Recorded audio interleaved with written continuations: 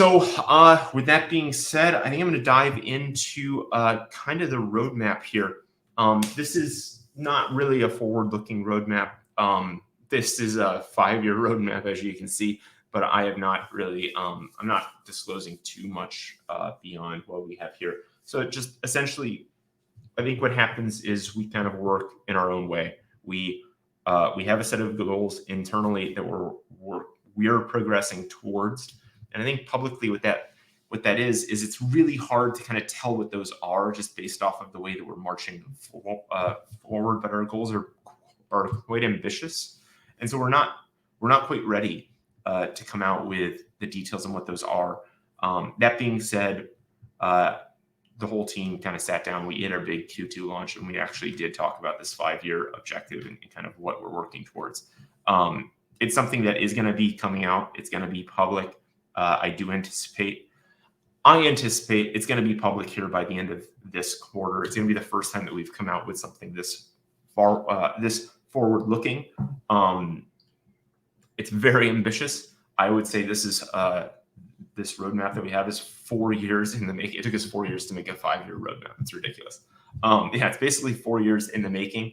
It seems if you start here, a lot of what we're working towards, you can see the roots of it in our very first Reddit post when we came out in 2018. A lot of the things that we're trying to do, the ethos of the company come out in our future plans, and everything we have here is a piece of that. So just taking a quick look, obviously in 2020, Unifi token, up token launch, basically our focus was on more sustainable ecosystem type of rewards based around a DAO. Very simple. We're going to build things that are going to be DeFi. There's going to be things that are not DeFi. There's going to be bridge stuff. There's going to be some other stuff too, but our ethos is going to be sustainable. We're going to build solutions and rewards that we feel are sustainable going forward, and we're going to manage those with a DAO. That was our message in 2022 at its root. So from there, obviously, UTrade popped up for version 1, as well as Unifi staking. This was kind of a way to basically reward those that are coming in early to support us, offer up some staking opportunities and things like that. From there, UTrade version 2 was the next logical expansion there that basically allowed us to build a system that can be deployed on many more blockchains very quickly and many more into the future as well. It's still built around that up token, reward token, more sustainable token economy. So it's something that we know works on one chain and can continue to port to additionals. Obviously, there's a long path to go here to make this a viable alternative to maybe more inflationary type token economies that may not have value backing. But you have to start somewhere, and that's where we began.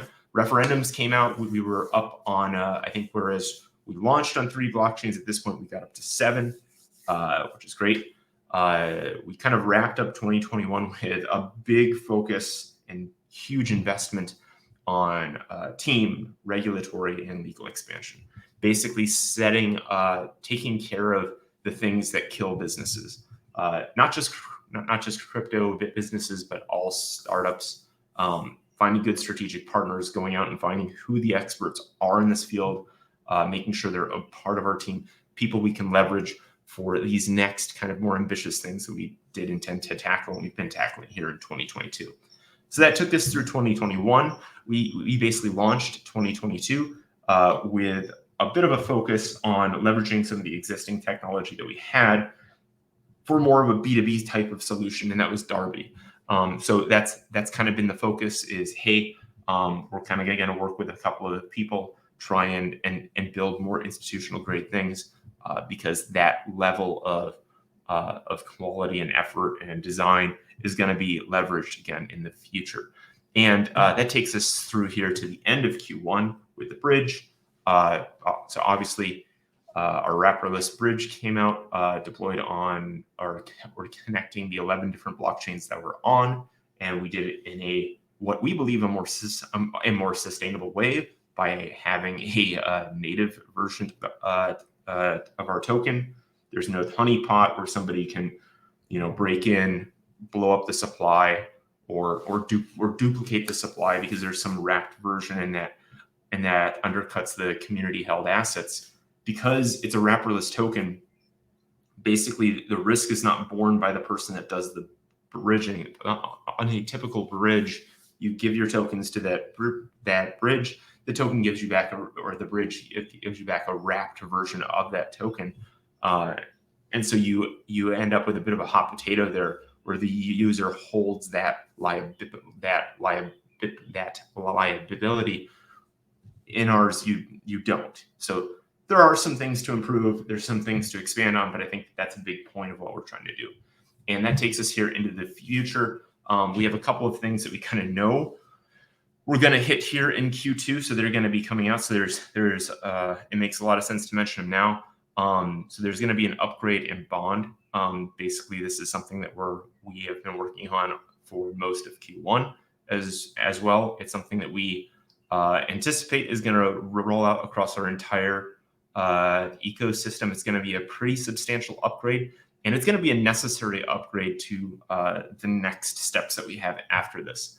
Once we get past that, I would call this is basically the top piece of our roadmap. This is our baseline infrastructure. It's on top of this that everything for the next 5 years is built.